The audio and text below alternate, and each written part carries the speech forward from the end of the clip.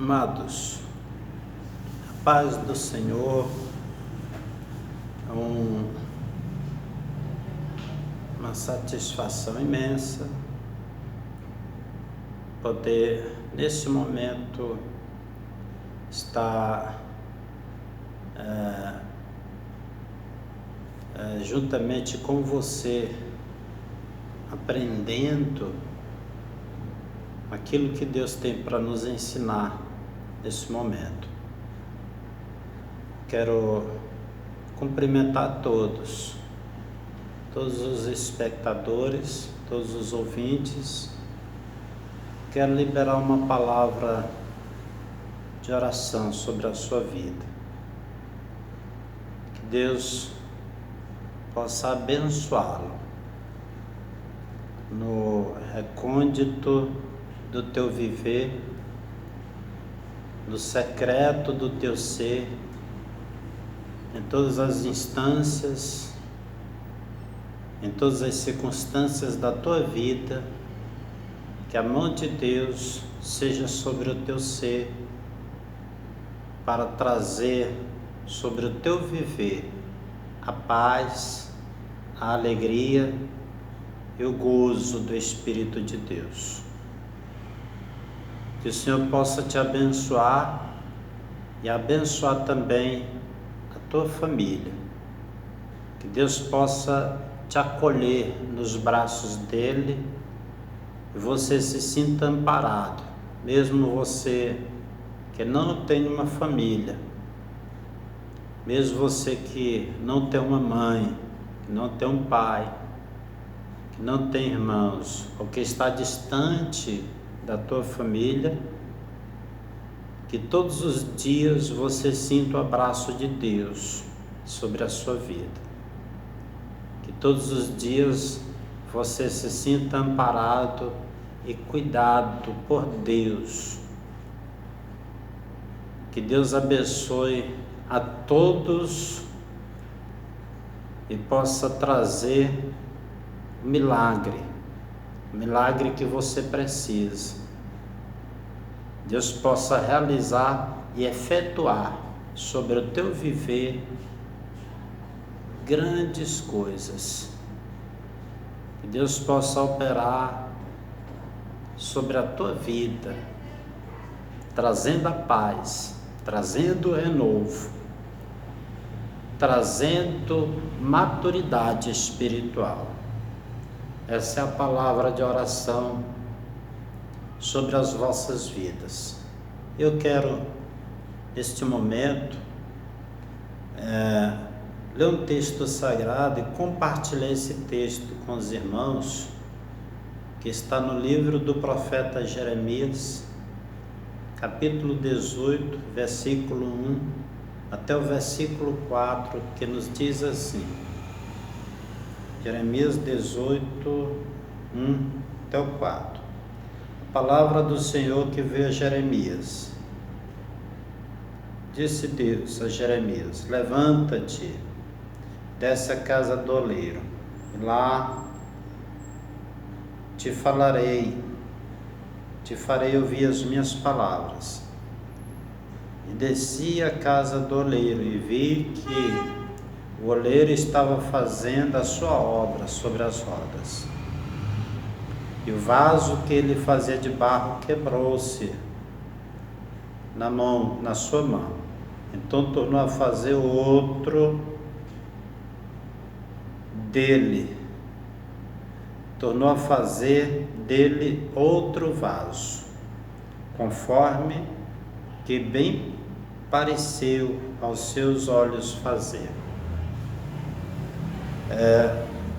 Nós podemos ver aqui, queridos, uma situação, um acontecimento, verdade. Aconteceu isso.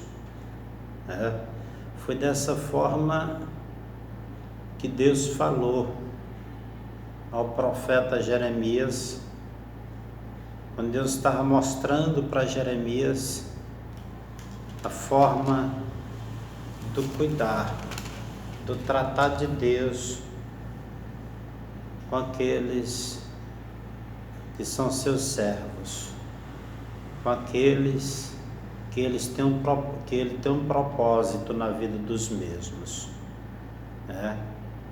Uma expressão que me chamou muita atenção aqui, propriamente dito no versículo 3, que nos diz que o oleiro, ele usou as rodas, ele colocou barro sobre as rodas, para fazer do barro um vaso de valor. E quando nós olhamos a ilustração desse termo roda, trazendo para o nosso contexto de vida, roda é o mesmo que está falando das circunstâncias da vida. São as circunstâncias da vida que Deus usa para nos moldar. São as circunstâncias da vida que Deus usa para tratar conosco e para nos dar forma, para nos tornar novas criaturas que possam ter o brilho e o reflexo da sua palavra. Mas é importante a se observar aqui é que para o oleiro usar as rodas, ele precisava de algo específico. Ele precisava, ele tinha que ter algo para moldar. E esse algo era o barro. Aquilo que ele precisava para moldar nas rodas era o barro. E o barro, nós bem sabemos que o barro, ele é praticamente inútil. O barro, ele não tem nenhuma... Às vezes nós queremos nos ver livre do barro, mas o oleiro aqui ele precisava de um barro diferenciado, ele precisava de um barro que tivesse liga, precisava da argila, Quando a palavra de Deus fala de barro, nós bem devemos nos lembrar que foi do barro que nós fomos formados também. Que o barro também somos nós. Que nós também somos a terra que Deus quer trabalhar. Que Deus quer frutificar através dessa terra. Então, apesar do oleiro encontrar o barro,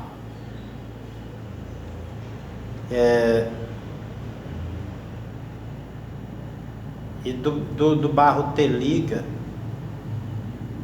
o barro, mesmo sendo o barro preferido pelo obreiro ou pelo oleiro, ele não tem forma, ele não tem beleza,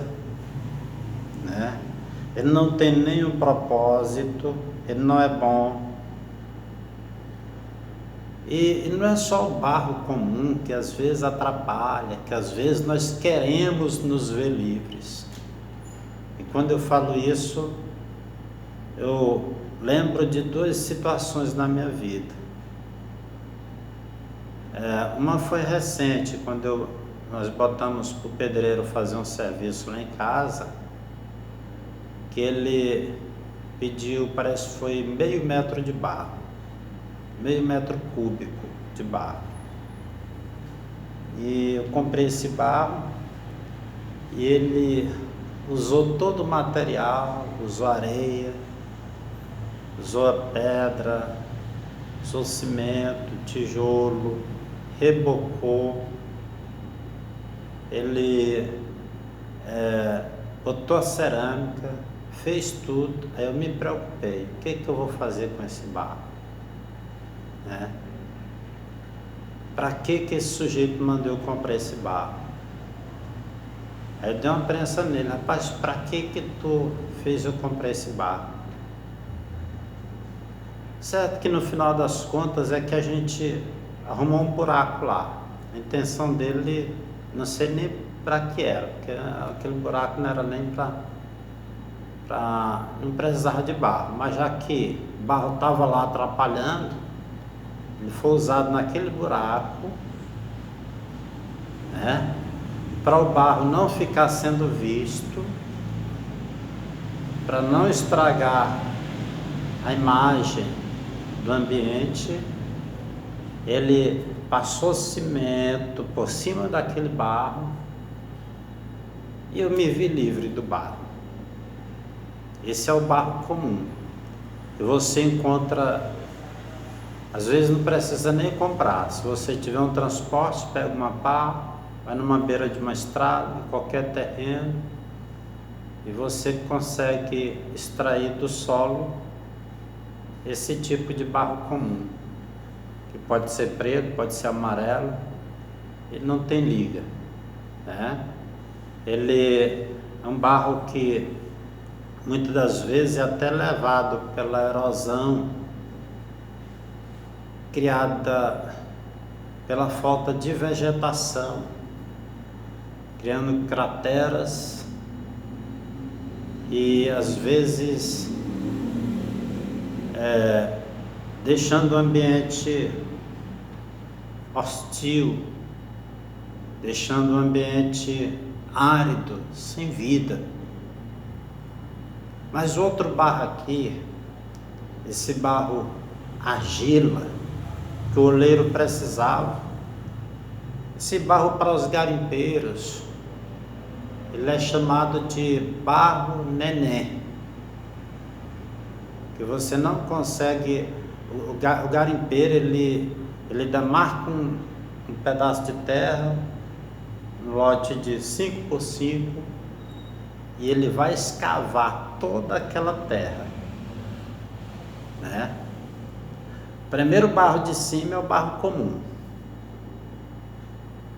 Se ele tiver sorte de não encontrar uma camada de barro chamada argila, que às vezes está por baixo do barro comum, entre o barro comum e o cascalho, às vezes tem uma camada extensa de argila. Mas quando o garimpeiro ele consegue tirar aquele barro comum e ele vê a argila, ele já fica triste, porque o outro barro ele tira com a pá. O outro barro ele não precisa carregar no colo. A argila você não tira com a pá, ele gruda na pá. Você não tira ele de rebolo, não, você tira ele ali cortando aos poucos, botando no braço e carregando igual carrega uma criança, faz aquele montezinho, leva até você se ver livre de todo aquele barro. Além de ser prejudicial para o ouro, porque se o ouro grudar nele, o garimpeiro perde o ouro, né? Então, às vezes, o barro, ele chega a esse ponto, da pessoa querer se ver livre dele, de ser inútil, né? Mas é esse barro argila que o oleiro precisa, barro que tenha liga, que o oleiro precisa para trabalhar e para dar valor a ele, né? E o barro, mesmo ele encontrando o tipo de barro específico que sirva para o trabalho do oleiro, você vai ver que ele não tem forma, ele não tem beleza, ele não tem nenhum propósito. E quando a gente olha para o barro,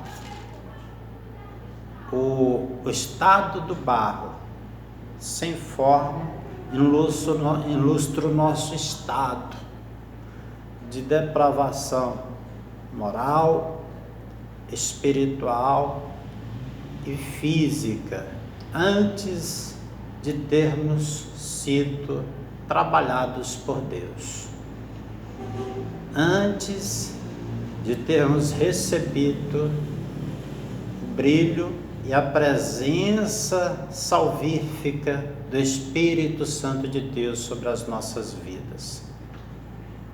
Nós não tínhamos nenhuma beleza, nós não tínhamos forma, nós não tínhamos propósito. Nossa vida era de depravação moral, espiritual e física, né? Mas é importante, irmãos, a gente saber que, apesar de não haver nenhuma beleza na nossa vida, Deus nos colocou sobre a roda. Quer dizer, Deus usou as circunstâncias da vida para nos moldar, mesmo estando lá no mundo. Lá no mundo veio os conflitos internos na nossa alma, a insegurança, o medo, o desejo de suicídio, a desesperança, né? O sentimento de incapacidade diante dos problemas. Mas Deus não permitiu que o espírito do homicídio prevalecesse sobre as nossas vidas. Ele não permitiu que o salário do pecado prevalecesse sobre as nossas vidas. Mesmo lá no mundo, o oleiro já estava usando as circunstâncias da vida, a consequência dos nossos próprios erros, permitindo que chegássemos ao limite, igual o filho pródigo, mas não permitindo que o diabo tirasse o nosso viver, né? Ele usou essas circunstâncias para nos fazer olhar com mais apreço, para nos fazer olhar com mais carinho para a palavra de Deus, para nos fazer olhar com a necessidade e a carência de alguém que tivesse acima de nós e pudesse mudar o nosso estado. Deus fez isso, né? Ele usou as circunstâncias da vida para nos moldar. E eu posso dizer para os irmãos que ninguém chegou aqui na igreja por acaso, né? Ninguém chegou por acaso. Todos os que chegaram aqui na igreja chegaram desiludidos com o mundo. Todos, Deus permitiu com que todos vivessem o seu livre-arbítrio, vivessem na liberdade das suas próprias escolhas. Mas todos perceberam que as suas próprias escolhas, assim como eu percebi, que as minhas escolhas sem a vontade de Deus só me levava para o fundo do poço, né? Eu voltei os meus olhos para Deus, você voltou os seus olhos para Deus, você começou a olhar para a igreja com mais apreço, você começou a fazer uma reflexão acerca do verdadeiro propósito da vida. Então ninguém chegou aqui na igreja por acaso. Você chegou porque você foi conduzido pelo Espírito Santo de Deus para estar aqui, né? Porque aqui, lá no mundo, quando Deus te encontrou, Deus já começou a usar as circunstâncias da vida para trabalhar no teu viver. E aqui você continua. Agora você está na casa do oleiro. Agora você está nas mãos de Deus. Agora você está sendo trabalhado por Deus, né? E Deus, ele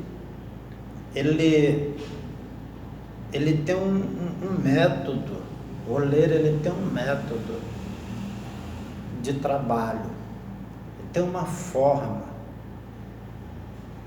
A roda começa a girar, mas aquela peça feia de barro que está sobre a roda, né? O oleiro, ele já tem colocado um pouco de água sobre aquele barro. O oleiro, ele já colocou um pouco de atrito, já amassou barro. O barro já está quebrantado para o trabalho do oleiro. O sofrimento quebranta e permite que Deus se aproxime do homem através da sua palavra. Permite que o homem busque, procure a Deus. O sofrimento leva o ser humano a buscar a Deus, né? Então o oleiro já colocou água, já amassou barro, o barro já está sobre a roda, mas o barro ainda não tem forma, o barro ainda é impotente, o barro ainda não consegue se firmar, mas está nas mãos do oleiro, né? E se está nas mãos do oleiro, então o oleiro começa a aplicar um pouco mais de atrito, um pouco mais de pressão, fazendo com que a argila fique na posição vertical, a posição que Deus quer que como barro estejamos, irmãos. Põe-te em pé e falarei contigo. É assim que Deus nos fala. É assim que Deus falou com tantas e tantas pessoas nos momentos que Deus, de forma teofônica, apareceu para alguns, que as pessoas não suportavam ficar em pé, as pessoas caíam.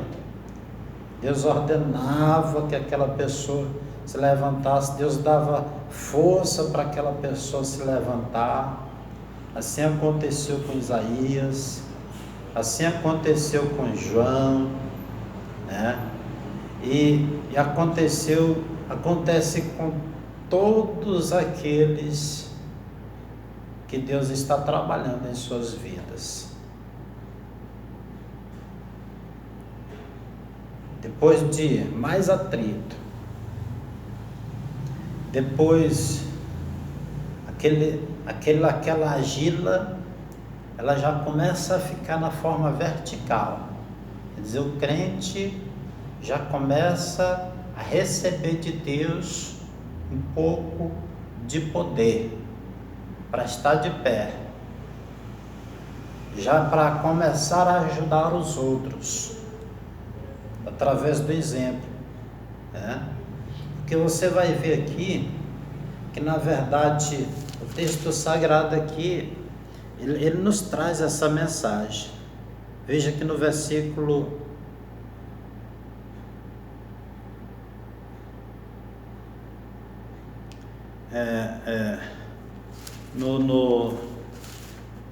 veja que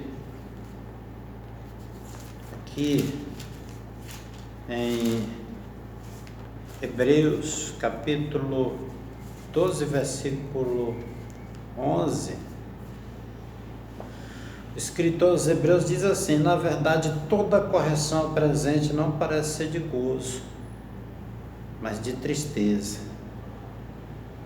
Mas depois produz um fruto específico de justiça nos que são exercitados por ela. Portanto, tornai a levantar as mãos cansadas e os joelhos desconjuntados,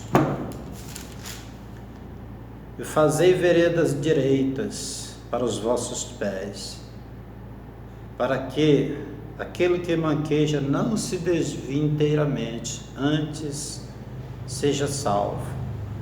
Segui a paz com todos e a santificação, sem a qual ninguém verá o Senhor, tendo cuidado que ninguém vos prive da graça de Deus, e de que nenhuma raiz de amargura brotando vos perturbe, e por ela muitos se contaminem, e ninguém seja devasso ou profano como Esaú, que por meio de uma refeição vendeu o seu direito de primogenitura. Quer dizer, tribulação, a fome, já entrou em desespero e abriu mão daquilo que Deus tinha dado para ele. Que a tribulação não nos leve a isso. A correção, tratar de Deus sobre as nossas vidas, é isso que o escritor aos Hebreus diz: no primeiro momento não parece ser de gozo, mas de tristeza, mas depois produz um peso eterno de glória muito excelente na vida daqueles que são trabalhados por Deus, né? Então é isso, irmãos. Aí a argila, ela já começa a ficar na posição vertical, já começa a ter uma forma, já começa a se firmar. Antes ela era impotente, ela não tinha condições de se firmar. Agora, depois do atrito, depois do trabalhar do oleiro no barro, a argila já começa a ficar na posição vertical. É assim que Deus quer que estejamos com os olhos erguidos, cabeça levantada, olhando para Jesus. Jesus é o autor e o consumador da nossa fé, né? Então, o oleiro aplica mais pressão ainda,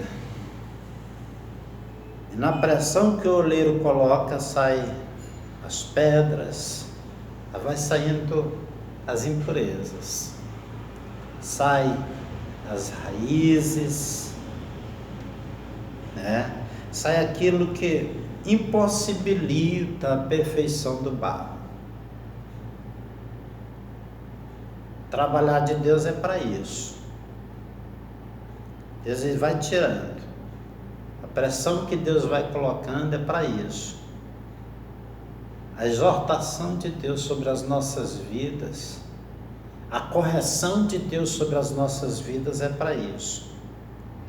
É por isso que não existe um erro que fique impune. Tudo que o homem plantar, isso também ele colherá, né? Então, eu já disse um bocado de vezes para os irmãos que amanhã eu vou estar colhendo fruto da semente que eu plantei hoje. Então vamos fazer certo hoje, né? Não vamos nos enganar a nós mesmos. Às vezes a gente é tão enganoso que a gente quer mentir para a gente mesmo, né? Que a gente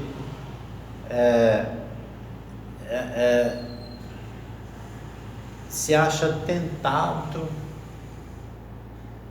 a pecar, e a gente considera que não tenha forças para resistir à tentação, quando na verdade Deus nos dá força para resistir à tentação. Mas a questão é porque a gente peca porque a gente quer mesmo. A gente mente, a gente fala da vida do irmão, porque nós queremos mesmo, nós achamos bom mesmo, né? A gente vê coisa que contamina as nossas vestimentas espirituais, nós fazemos coisas que mancham o nosso caráter, porque nós achamos bom mesmo. Como nós mentimos muitas das vezes. Então, na verdade, irmãos, a Bíblia nos chama para sermos verdadeiros.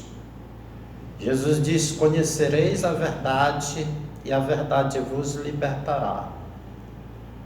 Né? Por isso que é bom, quando nós chegamos ao altar de Deus, perante o altar de Deus, nós temos que levar tudo, né? Levamos tudo, nós já vamos declarando. Se tem um problema assim, você já vai declarando: Jesus é a minha justiça, é a minha libertação nesse problema. Jesus é a minha salvação, é o meu livramento, é a minha libertação nisso. No ato da mentira, Jesus está me libertando da mentira. Vai declarando isso. E você vai declarando isso sobre a sua vida, e automaticamente o Espírito Santo vai te cobrando a fazer aquilo que é certo. Agora, quando nos acostumamos com o erro, né? E passamos a pensar que Deus está se agradando, irmãos, aí é um problema seríssimo, né? Aí a nossa alma novamente fica obscura, insensível, doente, está faltando a presença salvífica e curadora de Deus sobre o nosso viver. Então, quando o oleiro aplica mais pressão ainda, aí saem as raízes, saem as pedras, vai saindo a mentira, vai saindo os pecados ocultos, vai saindo aquilo que impossibilita a perfeição do caráter de Deus nas nossas vidas, que é o fruto do Espírito,